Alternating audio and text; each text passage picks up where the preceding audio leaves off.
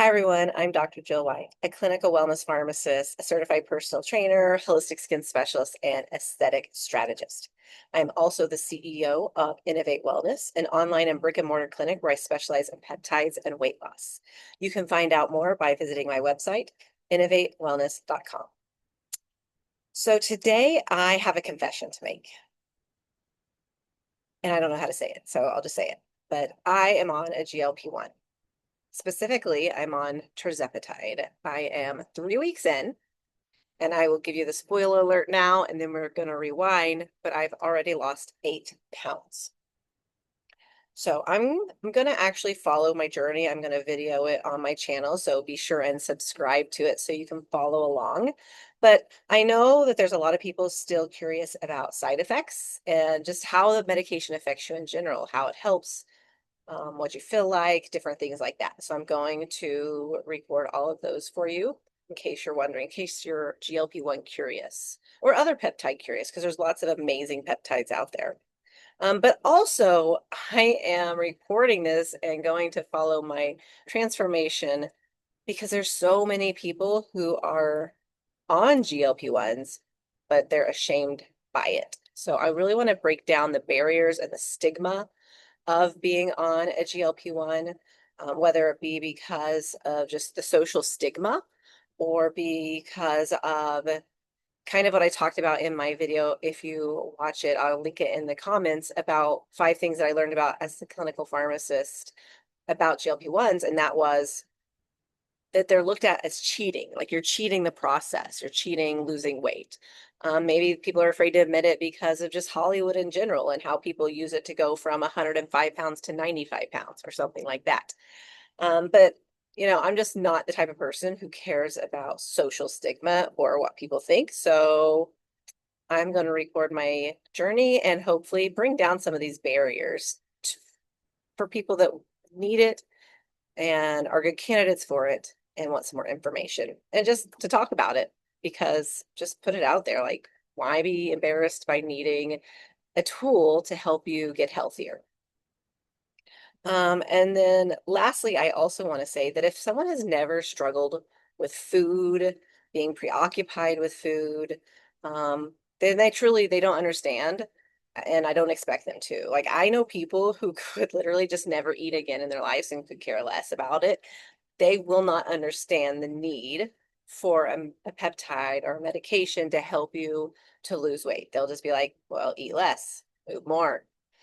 And as much as I have tried to do that myself, which I'm going to talk about in just a minute, right? Like, sometimes it's not that simple. Like, I don't understand how hard it is to quit smoking.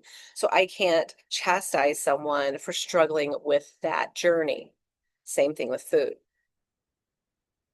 So maybe you're asking yourself, well, how did I, as a wellness professional and even a certified personal trainer, get here? Like, why do I need a GLP-1? And and really, I guess that kind of comes back to like a metaphor I have. Like, I know a lot of people in the mental health field and a lot of professionals, psychologists, psychiatrists, counselors, they went into mental health because they experienced something, whether themselves or their family, that brought them to that. And I think that maybe is the same way for me, um, with food. I have had a lot of issues with food, which I'm going to talk about. And I think that brought me to wellness. That brought me to health. Like, I do truly have this innate desire to be healthy and to live a healthy lifestyle. And to go to the gym. I love working out, which is why I became a certified personal trainer. Um, but I have struggled my whole life. Now that I look back, I had no idea that it was a thing, but I've struggled with food noise, right? That's sounds like it's a new thing, like a new word moniker that's going around, but it's not new.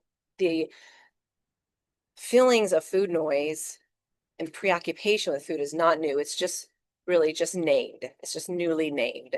Um, because I can remember when I was probably 14 years old, a specific story. Like, there's like this whole box of donuts that I was babysitting a family, and there's this whole like dozen donuts sitting there, and I'm sitting there looking at also at the same time like this fitness magazine with one of the girls. She was like a couple of years younger than me, so she's probably 12, and we're looking at this magazine, and this woman's such great shape, and we're like, oh, we just want to look like that. Meanwhile, I sit there and can't stop thinking about the donuts, and I think by the end of the day I had eaten like 5 or 6 at least, right, by myself. um and so like I've just always had this preoccupation with food.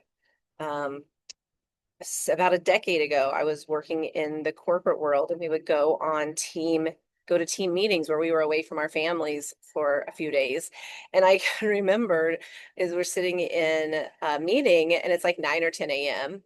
and they've already fed us breakfast, and then we're going to have a snack shortly because it was like breakfast, snack, lunch, snack, dinner, right? Never a shortage of food.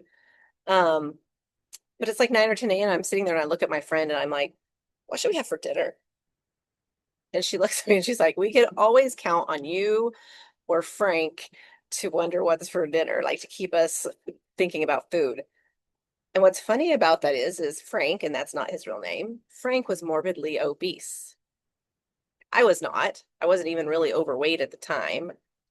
Um, but yeah, I've just really had this preoccupation with food. And then on top of that, I also have celiac disease, so I cannot eat gluten. My body is basically allergic. It's much more complicated than that, but I just say I'm of an allergy to gluten. So I'm always wondering what I can eat, where I can eat. If something's available that maybe it's gluten free and I don't ever get to have it gluten free, well then I have FOMO and like I want to eat it. And I'm always wondering if we go on trips, if restaurants are going to have something for me to eat. So I just have a lot of food on the mind, which has helped me get to where I am today on a GLP-1. In addition to all of those things, I also am an emotional eater, right? If I'm happy, I eat. If I'm sad, I eat. If I'm bored, I eat. I like food. I enjoy eating. So it was always like I was either gaining or losing weight because food has always been this like central theme for me. And then if you add on to that, I have a bad back. I've had injuries, like literal bedridden, can't move, can't shower, can't do anything by myself, injuries to my back, um, that have caused me to be out of the gym. I struggle with an all or none mindset. So if I'm not working out, well, then who cares? I just eat what I want, all the things. And then couple that with our lifestyle of moving and living in an RV and going to city that I don't know. I don't know anyone. I have no community. And just to get to where I am right now, last October, November, so 8, 9 months, 9 or 10 months ago, I guess now, 9 months ago, we had moved to a city. I won't name the city, but I did not like it. I never enjoyed myself there. It was just a really low time. And I gained weight when we moved. And anytime we move across the country, like thousands of miles, it throws off my workout schedule, it throws off my eating schedule. So I gained weight when we moved because last year, literally a year ago at this time, I was in the best shape of my adult life. Still had weight to lose, but physically I had like muscles showing. I'd been going to the gym hard, still had more body fat, but definitely the best shape of my adult life since having 3 children, 2 C-sections. Um, but I still have always battled all the things that I just mentioned. And then I did have an injury at that time. And then we moved all at the same time, gained quite a bit of weight within a few months. We were there for a few months, several months, and then ended up moving 1,000 miles back across the country west to where we are now in Texas. And I gained a little bit more weight then. And then I found myself sitting there about 30 pounds up from where I was just a year ago when I was in the best shape of my life, really. And I was up 30 pounds in 9 months with no baby to show for it. Um, and even then, I really wanted to have lost another 20 pounds. Like I said, even in my best shape, I still had more body fat I needed to lose. So technically, I found myself sitting here in Texas with 50 pounds that I wanted to lose. Um, and so it was a little like eye-opening when you put a number to it like that. And I'll give numbers, I'm sure, when I lose a little bit more. because I don't care what people think, but still I'm a woman and the whole weight thing is weird. And I'll also give you progress pictures too when I get a little farther from where I'm at. But yeah, so I wanted to lose 50 pounds. And so I know what to do. I know what to eat. I know how to work out. Like I don't need anyone to make me a plan. I do that for others. But I found myself needing the accountability, needing the support because it does make a difference. And so I have tried, and not just right now, like over my life, I've tried numerous in-person personal trainers. I've had numerous online trainers that I found on the internet with all different types of plans.